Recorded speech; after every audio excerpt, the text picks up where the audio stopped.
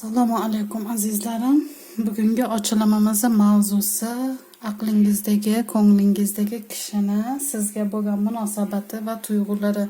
Birinchi va ikkinchi pozitsiyadan bittasini tanlaysiz va boshlaymiz. Avvalo birinchidan boshlaymiz. Xo'sh, birinchi pozitsiyamizni tanlagan insonlarimiz aqlidagi, ko'nglidagi kishini tuyg'ulari va munosabatlari. Aqlingizdagi kishini uzoq kutilgan inson ekanligingiz ko'rinyapti. Siz u sizni juda ham ko'p uzoq kutgani ko'rinyapti bu yerda. Hayotidagi yolg'onlardan, hayotidagi qiyinchiliklardan, hayotidagi ikkiyuzli insonlardan keyin chiqish ko'chasi bo'lmay boshi berk ko'chaga kirib qolgan holatlarida hayotiga kirib kelganingiz ko'rinyapti bu yerda. Shuning uchun ham deyapti, sizga bo'lgan nimasida juda ham tez bog'lanib qolgan deydi. Sizga qattiq bog'lanib qolib bu tuyg'ularini yana ham rivojlanishiga nima qilgan deyapti. Bu bog'lanish borgan sari deyapti, yana ham rivojlanib, yana ham yuksalavergan deyapti. Sizga bo'lgan tuyg'ularida chinlik bormi? Sizga bo'lgan tuyg'ularida o'ta jiddiy ekanligi ko'rinyapti bu yerda.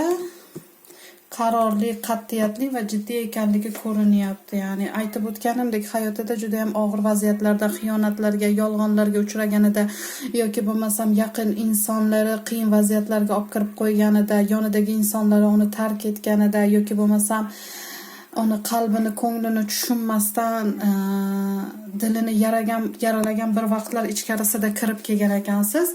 Shuning uchun ham deyapti, siz uning uchun juda ham uzoq kutilgan insonsiz, betakrorsiz va sizga juda ham tezlik bilan bog'lanib qolib va bu bog'lilik tuyg'ulari yana ham yuksalishi boshlagan.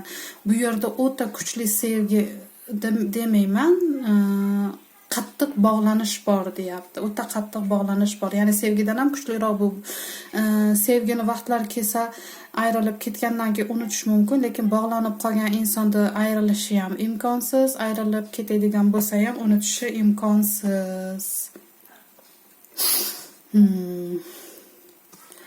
Aytayaptiki, ruhi, qalbi deyapti boy, toza inson deyapti. Sizga bo'lgan nisbatan fikrlari shunaqa. Ya'ni qalbi toza deyapti.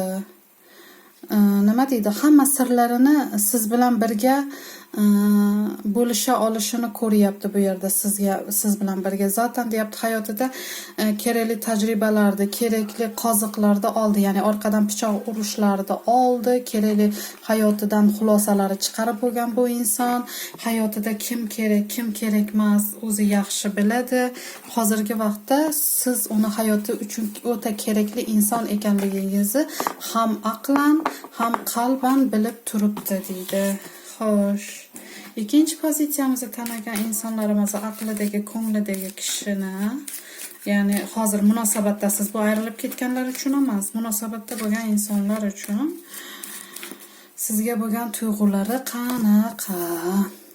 Siz bu inson bilan qandaydir nima deydi, telefonda yoki bo'lmasam bir internet orqali tanishgan bo'lishingiz mumkin. Boshida hammasi ko'ngildagidek ketmasdan orada uzilish bo'lgan, ayriliq bo'lgan, yana kimlarnidir vositasi bilan yarashuv bo'lgani ko'rinyapti bu yerda. Xo'p, sizga bo'lgan tuyg'ulari haqida so'raydigan bo'lsak, uni sizga bo'lgan tuyg'ulari jiddiy ekanligi ko'rinyapti. Siz uning uchun betakrorsiz, go'zalsiz, sizdan ko'ra jozibali ayol hayoti davomida hech uchratmagan, lekin o'zini egosi tufayli deyapti, egoistroq deyapti bu inson, sizni ko'p qalbingizni qiryapti deyapti, ya'ni qalbingizni sindirib qo'yyapti. Lekin sizdan ko'ra hayotida nima deydi, latofatliroq, ayollik xislati bor bir ayol bo'lmagan buni hayotida, ayoldir, qizdir. Ya'ni sizdaqasini qaytib uchrata olmaydi. Siz bilan birga o'zini u energiyaga to'la his qiladi. Siz yoningizda o'zini kuchli his qiladi. Mana shu kuchni nima deydi? Kuchni o'ziga bo'lgan ishonchni bera olyapsiz siz. U sizni yoningizda o'zini butunlay boshqa inson deb ko'radi. Sizga bo'lgan tuyg'ulari chin, samimiy deyapti, lekin xarakteri tufayli deyapti, egosi tufayli, aytgan, degan nimalari tufayli deyapti, ko'p qalbingizni sindirib qo'yyapti deyapti. Ba'zi insonlar bu yerda oila bo'lishi mumkin yoki yangi munosabatga kirishgan bo'lishlari mumkin. Agar oilali bo'lsalaring, oilalaring yana ham mustahkamlanib borishi ko'rinyapti. Agar yangi munosabat ichkarisida bo'lsalaring deyapti, bu oila qurish bilan tuguvchi narsa hisoblanyapti.